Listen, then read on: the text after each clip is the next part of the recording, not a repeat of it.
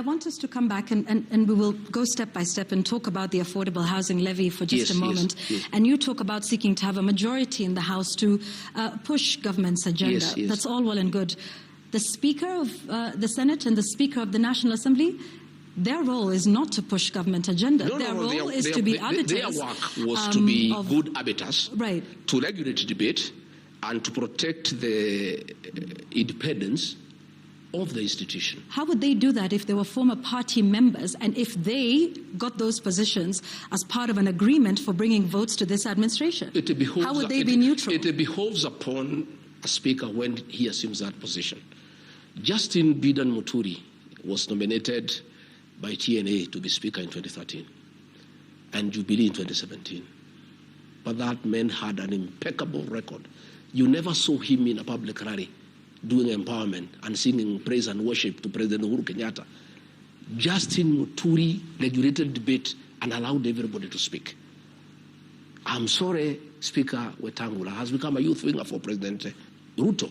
He attends empowerment meetings. He goes to sing praises to William Ruto in public meetings. Tell me a single day you saw Justin Muturi in a public rally supporting Uhuru Kenyatta or campaigning for him.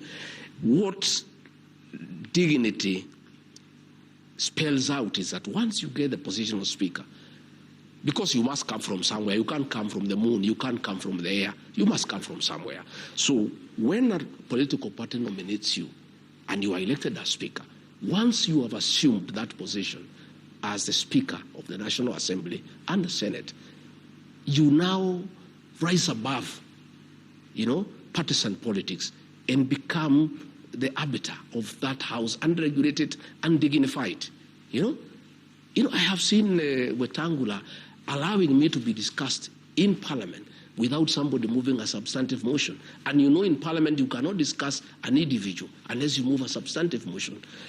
In that Parliament, Wetangula does not allow members who don't support William Ruto to speak. He is very selective. In fact, he has really eroded the dignity of the National Assembly.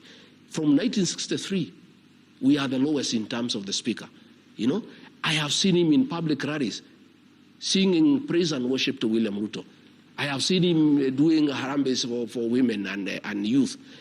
That is the problem, that the two speakers have refused to rise above partisan politics and play their role as speakers of those institutions.